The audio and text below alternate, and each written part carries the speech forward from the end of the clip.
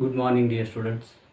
ವಿದ್ಯಾರ್ಥಿಗಳೇ, ಇವತ್ತಿನ ಈ ಒಂದು ಅವಧಿಯಲ್ಲಿ ನಾವು ಇಫ್ ಕ್ಲಾಸ್ ಬಗ್ಗೆ ಅಧ್ಯಯನ ಮಾಡೋಣ.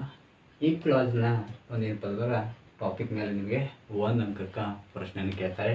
ಹಾಗಾದರೆ if clause it means conditional class. ಯಾವುದಾದ್ರೂ ಒಂದು ಕ್ರಿಯೆ ಆಗಬೇಕಾದ್ರೆ ಅಲ್ಲಿ ಒಂದೇನಪ್ಪ ಅಂದ್ರೆ ಒಂದು ಕಂಡೀಷನ್ ಇರುತ್ತೆ. ಹಾಗಾದರೆ ಫಸ್ಟ್ ಕಂಡೀಷ್ನಲ್ ಕ್ಲಾಸ್ ನೋಡೋದಾದ್ರೆ if plus subject verb 1 object subject will verb 1 object. ಹಾಗಾದ್ರೆ ಫಸ್ಟ್ ಕಂಡೀಷ್ನಲ್ ಕ್ಲಾಸನ್ನು ನೋಡೋದಾದ್ರೆ ಏನಂತಂದ್ರೆ ಇಲ್ಲಿ ಸಬ್ಜೆಕ್ಟ್ ಪ್ಲಸ್ ವರ್ಬ್ 1 ಇತ್ತಂದ್ರೆ ನೆಕ್ಸ್ಟ್ ಏನಪ್ಪ ಅಂದ್ರೆ ಮುಂದಿನ ವಾಕ್ಯದಲ್ಲಿ ನೀವು ಸಬ್ಜೆಕ್ಟ್ ಆದ ಕೂಡಲೇ ವಿಲ್ಲನ್ನು ಬಳಸ್ಕೋಬೇಕು.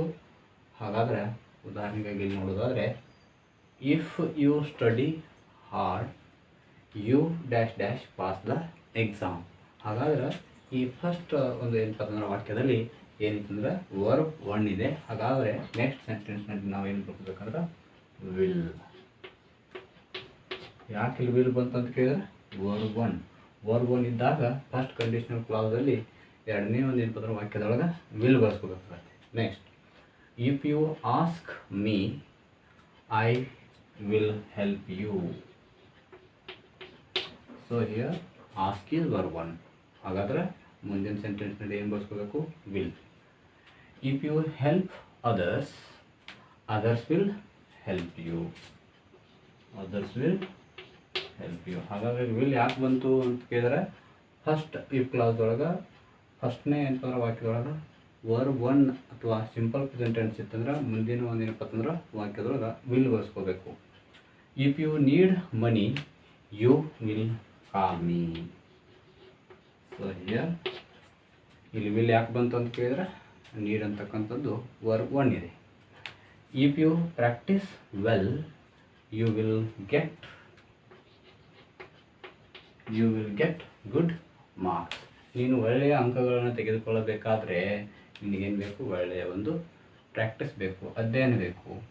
If you leave home early you will attend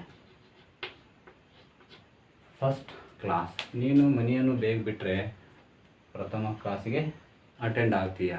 so this is the first conditional class. ಹಾಗಾದ್ರೆ ಈ ಒಂದು ಏನಪ್ಪ ಅಂದ್ರೆ ರೂಲನ್ನು ನೋಡೋದ್ರೆ if subject verb 1 object second subject will verb 1 object. ಅಂದ್ರೆ ಇಫ್ ಕ್ಲಾಸ್ದಲ್ಲಿ ಏನಪ್ಪ ಅಂದ್ರೆ ಫಸ್ಟ್ ಕ್ಲಾಸ ಏನಪ್ಪ ಅಂದ್ರೆ V1 ಇತ್ತಂದ್ರೆ ಅದೇ ಮುಂದಿನ ಸೆಂಟೆನ್ಸ್ನಲ್ಲಿ ನಾವು ಏನು ಬಳಸ್ಕೋಬೇಕು?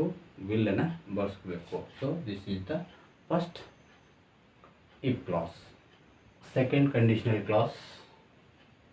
So here second conditional clause if subject verb form 2 object. This is the main clause.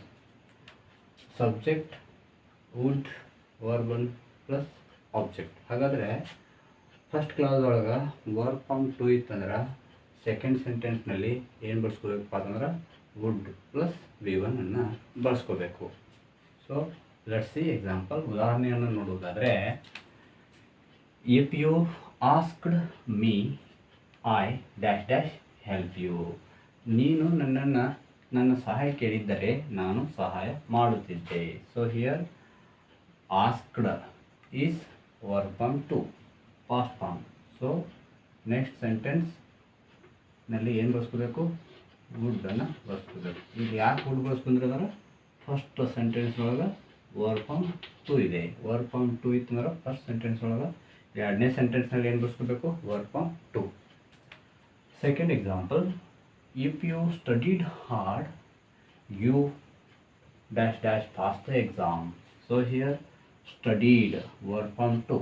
ಹಾಗಾದ್ರೆ ಒಂದು ವಾಕ್ಯದೊಳಗೆ ಕೊಟ್ಟಂಥ ಫಸ್ಟ್ ವಾಕ್ಯದೊಳಗೆ ವರ್ಬ್ ಫಾರ್ಮ್ 2 ಇದ್ದರೆ ನೆಕ್ಸ್ಟ್ ಬ್ಲ್ಯಾಂಕ್ದಲ್ಲಿ ಏನು ಬರ್ಕೋಬೇಕು? Would. So here if you studied hard you would pass the exam. If you requested him he would help you. ಹಾಗಾದರೆ ಇಲ್ಲಿ wood ಯಾಕೆ ಬಂದದ್ದು ಕೇಳಿದ್ರೆ ರಿಕ್ವೆಸ್ಟೆಡ್ ಅನ್ನೋದು ಏನೈತೆ ರೀ? ವರ್ಬ್ ಫಾರ್ಮ್ 2 ಇದೆ. ಹಾಗಾದ್ರೆ ಫಸ್ಟ್ ಸೆಂಟೆನ್ಸ್ ಒಳಗೆ ವರ್ಬ್ ಫಾರ್ಮ್ 2 ಇದ್ರೆ ಸೆಕೆಂಡ್ ಸೆಂಟೆನ್ಸ್ ಒಳಗೆ ಏನು ಬಳಸ್ಕೋಬೇಕು? ವುಡ್ಡನ್ನು ಬಳಸ್ಕೋಬೇಕು. See next If you played well, you dash dash win the game. So in the first sentence, played is verb form 2. So next sentence ನಲ್ಲಿ ಏನು ಬಳಸ್ಕೋಬೇಕು? would. See, if you played well, you would win the game.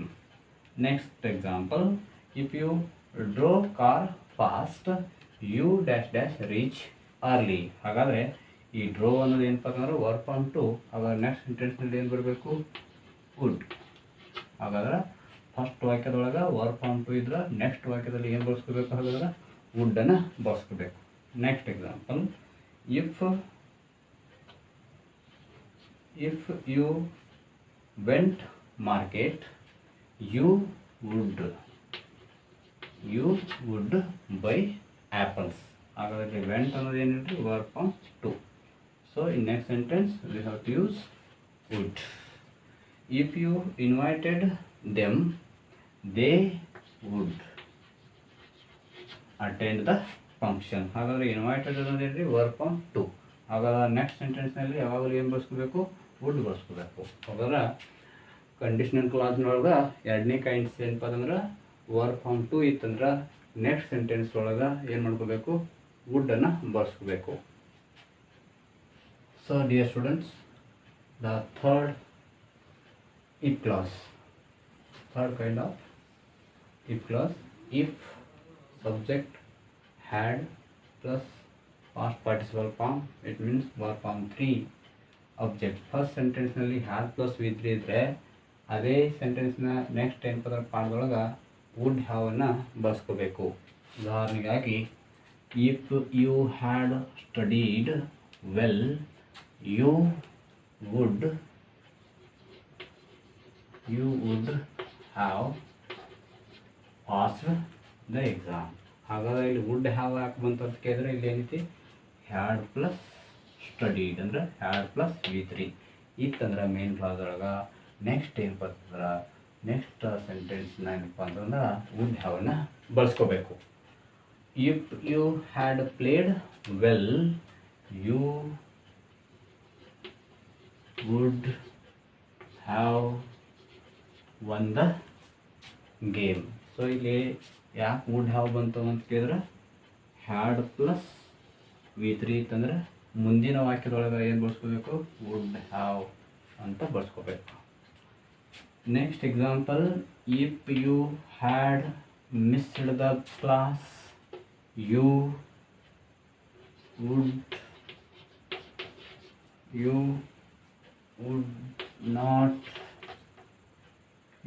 not have understood the concepts. ನೀ ತರಗತಿಯನ್ನು miss ಮಾಡಿದ್ದೆ ಆದರೆ ನೀನು ಯಾವುದೇ ಒಂದು ಏನಪ್ಪ ಅಂದ್ರೆ ಕಾನ್ಸೆಪ್ಟನ್ನು ಅರ್ಥ ಮಾಡಿಕೊಳ್ಳಲು ಆಗುವುದಿಲ್ಲ. ಹಾಗಾದರೆ ಇಲ್ಲಿ ಹ್ಯಾಡ್ ಪ್ಲಸ್ v3 ಐತಿ, ಅದಕ್ಕೆ ಇಲ್ಲಿ ಏನಪ್ಪ ಅಂದ್ರೆ would not have plus v3. ಇಲ್ಲಿ ಯಾಕೆ ವುಡ್ ನಾಟ್ ಬಂತಂತ ಕೇಳಿದ್ರೆ ಇಲ್ಲಿ ತರಗತಿ ಮಿಸ್ ಮಾಡಿದರೆ ಅವನಿಗೆ ಯಾವುದೇ ರೀತಿಯ ಟಾಪಿಕ್ಗಳು ಅರ್ಥ ಆಗೋದಿಲ್ಲ. ಅದಕ್ಕಾಗಿ ಇಲ್ಲಿ ಏನಪ್ಪ ಅಂದ್ರೆ ಇಲ್ಲಿ ನಾಟ್ ಬಳಸಬೇಕಾದ ಒಂದು ಅವಶ್ಯಕತೆ ಇತ್ತು. So see, if you had asked me, I wood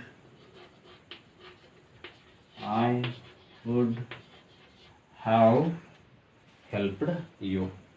so here had plus ಏನಿದ್ರಿ? ಹ್ಯಾಡ್ ಪ್ಲಸ್ v3 ಇದೆ. ಅದಕ್ಕಾಗಿ ನೆಕ್ಸ್ಟ್ ಸೆಂಟೆನ್ಸ್ನಲ್ಲಿ ಏನು ಬರಬೇಕು? Would have plus v3. I would have helped you. ನಿನಗೆ ಸಹಾಯದ ಅವಶ್ಯಕತೆ ಇದ್ದರೆ ನನ್ನನ್ನು ಕೇಳಿದರೆ ನಾನು ನಿಮಗೆ ಸಹಾಯ ಮಾಡುತ್ತೇನೆ. ಸೊ ಡಿಯರ್ ಸ್ಟೂಡೆಂಟ್ಸ್, ಇಫ್ ಕ್ಲಾಸ್ನಲ್ಲಿ ಎಷ್ಟು ಕೈಂಡ್ಸ್ ಬರ್ತಾವೆ? First conditional class, second conditional class and third conditional class ಅಂತ ತಿಳ್ಕೊಂಡು 3 ಕ್ಲಾಸ್ ಬರ್ತಾವೆ. ಹಾಗಾದ್ರೆ ಈ ಫಸ್ಟ್ ಕಂಡೀಷನಲ್ ಕ್ಲಾಸ್ನಲ್ಲಿ ನೀವೇನು ನೆನ್ಪಿಟ್ಕೋಬೇಕು? ವರ್ಬ್ ಒನ್ ಇತ್ತಂದ್ರೆ ವಿಲ್ಲನ್ನು ಬರ್ಕೋಬೇಕು. ಕೊಟ್ಟಂಥ ವಾಕ್ಯದೊಳಗೆ ವರ್ಬ್ ಒನ್ ಇತ್ತಂದ್ರೆ ಮುಂದಿನ ವಾಕ್ಯದೊಳಗೆ ಏನು ಬರ್ಕೋಬೇಕು? ವಿಲ್ ಬರ್ಕೋಬೇಕು. ಎರಡನೇ ಕಂಡೀಷನಲ್ ಕ್ಲಾಸ್ ಇಲ್ಲಪ್ಪ ಅಂತಂದ್ರೆ ಕೊಟ್ಟಂಥ ವಾಕ್ಯದೊಳಗೆ ವರ್ಬ್ 2 ಇತ್ತಂದ್ರೆ ಮುಂದಿನ ಸೆಂಟೆನ್ಸ್ನಲ್ಲಿ ಏನು ಬರ್ಕೋಬೇಕು? ವಿಲ್ ಬರ್ಕೋಬೇಕು. ಕೊಟ್ಟಂಥ ವಾಕ್ಯದೊಳಗೆ ಹ್ಯಾಡ್ ಪ್ಲಸ್ v3 ಇತ್ತಂದ್ರೆ ಏನು ಬರಬೇಕು? ವುಡ್ ಹ್ಯಾವ್ ಅಂತ ಬರ್ಕೋಬೇಕು. ಹಾಗಾದ್ರೆ ಈ ಒಂದು ಟಾಪಿಕಿಂದ ನಾವು ಸರಳವಾಗಿ ಮಾರ್ಕ್ಸ್ ತೆಗೆದುಕೊಳ್ಬೇಕಂದ್ರೆ ಸೆಂಟೆನ್ಸ್ನಲ್ಲಿರ್ತಕ್ಕಂಥ ವರ್ಬನ್ನು ಐಡೆಂಟಿಫೈ ಮಾಡಬೇಕು. ಫಸ್ಟ್ ಕಂಡೀಷನಲ್ ಕ್ಲಾಸ್ನಲ್ಲಿರ್ತಕ್ಕಂಥ ಮೇನ್ ಕ್ಲಾಸ್ನಲ್ಲಿ ವರ್ಬ್ 1 ಇದ್ದರೆ ವಿಲ್ಲನ್ನು ಬಳಸ್ಕೋಬೇಕು. ಫಸ್ಟ್ ಮೇನ್ ಕ್ಲಾಸ್ನಲ್ಲಿ ವರ್ಬ್ ಫಾರ್ಮ್ 2 ಇದ್ದರೆ ವುಡ್ಡನ್ನು ಬಳಸ್ಕೋಬೇಕು. ಫಸ್ಟ್ ಮೇನ್ ಕ್ಲಾಸ್ನಲ್ಲಿ ಹ್ಯಾಡ್ ಪ್ಲಸ್ ವಿ 3 ಇದ್ದರೆ ವುಡ್ ಹ್ಯಾವನ್ನು ಬಳಸ್ಕೋಬೇಕು. ಇಷ್ಟು ನಮ್ಗೆ ಐಡಿಯಾ ಆಯ್ತಂದ್ರೆ ಈ ಒಂದು ಏನಪ್ಪ ಅಂದ್ರೆ ಈ ಕ್ಲಾಸ್ದಿಂದ ಕೇಳ್ತಕ್ಕಂಥ ಒಂದು ಅಂಕವನ್ನು ತೆಗೆದುಕೊಳ್ಬೋದು. ಸೊ ವಿದ್ಯಾರ್ಥಿಗಳೇ, ಈ ಒಂದು ಅಂಶ ನಿಮಗೆ ತಿಳಿದಿದೆ ಎಂದು ಭಾವಿಸಿ ಈ ಒಂದು ತರಗತಿ